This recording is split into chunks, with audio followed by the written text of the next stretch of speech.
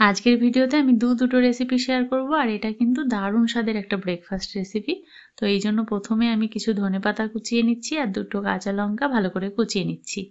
এবার একটা সেদ্ধ আলু একটু গ্রেট করে নিচ্ছি। তো সকালবেলার ব্রেকফাস্ট সেদ্ধ আলু দিয়ে অনেকেই আন্দাজ করতে পারছেন কি তৈরি করব। হ্যাঁ, করব আলুর পরোটা আর সাথে করব ধনেপাতার চাটনি।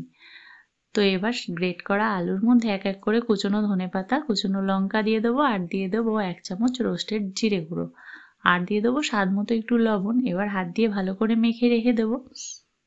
এবার একটু ময়দা মেখে নেবো আর এই ময়দাতে দিয়ে দেবো 1 চামচ কালো জিরে, স্বাদ মতো লবণ আর অল্প করে সাদা তেল। এবার প্রথমে শুকনো অবস্থায় সবকিছু হাত দিয়ে একটু ভালো করে মেখে নিয়ে এরপর অল্প অল্প করে জল দিয়ে মেখে একটা ময়দার ডো তৈরি করব। যেমন করে পরোটার জন্য আমরা ময়দা মাখি ঠিক একই রকম ভাবে, তবে ময়দাটা একটু শক্ত করে মাখলে ভালো হয়।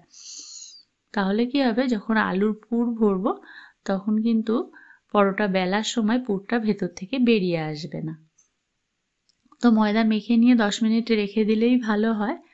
এবার ময়দা থেকে আমি ছোট ছোট করে পরোটার জন্য ডো তৈরি করে নিচ্ছি। এবার এই ডোয়ের মধ্যে এক এক করে আলুর পুর ভরে নেব। আলুর পুর ভরে নিয়ে এবার পরোটাটা বেলে নিয়ে ওভেনে একটা ফ্রাইং প্যান বসিয়ে অল্প করে তেল দিয়ে পরোটা সেঁকে তুলে নেব। ব্যাস। আর এই সিম্পল পরোটাটা কিন্তু খেতে দারুণ হয়। আর আমি এটা প্রথমবার খেয়েছিলাম যখন প্রথমবার গ্যাংটক বেড়াতে গেছিলাম, সেই সময় ওখানকার একটা রেস্টুরেন্টে খেয়েছিলাম। তখন আমার এত ভালো লেগেছিল পরোটাটা খেয়ে, আমি ওখানকার শেফকেই জিজ্ঞাসা করেছিলাম যে রেসিপিটা কি। তো উনি আমাকে বলে দিয়েছিলেন খুবই সিম্পল ভাবে এইভাবে পরোটাটা তৈরি করা হয়।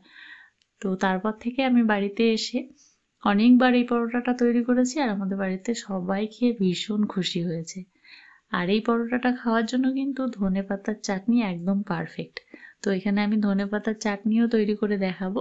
আর এটা তৈরি করা খুবই সহজ। প্রথমে একটা মিক্সি নেব আর এতে কিছু ধনেপাতা দিয়ে দেবো, দিয়ে দেবো দুটো কাঁচা লঙ্কা, 2 কোয়া রসুন আর দিয়ে দেবো 2 চামচ তেঁতুলের পাল্প আর দিয়ে দেবো 1 চামচ চিনি আর স্বাদ মতো একটু লবণ। ব্যাস, মিক্সিতে ঘুরিয়ে একটু পেস্ট করে নেব। এবার ওভেনে একটা কড়াই বসিয়ে কড়াই গরম হলে তাতে 1 চামচ সাদা তেল দেবো আর ফোড়ন দেবো 5 ফোড়ন। ফোড়নটা ভাজা হয়ে গেলে মিক্সির পেস্টটাও দিয়ে দেবো। ব্যাস, ফুটিয়ে নিয়ে নামিয়ে নেব। রেডি ধনেপাতার চাটনি। আর এই চাটনিটা কিন্তু খেতে অসাধারণ হয়। সকলকে অসংখ্য ধন্যবাদ সাথে থাকার জন্য। সকলে সুস্থ থাকুন, ভালো থাকুন। আর হ্যাঁ, অবশ্যই রেসিপিটা বাড়িতে একবার ট্রাই করুন আর আমাকে কমেন্ট করে অবশ্যই জানাবেন কেমন লাগলো। আর যারা যারা ইউটিউব থেকে দেখছেন অবশ্যই আমার চ্যানেলটাকে একটু সাবস্ক্রাইব করার অনুরোধ রইল।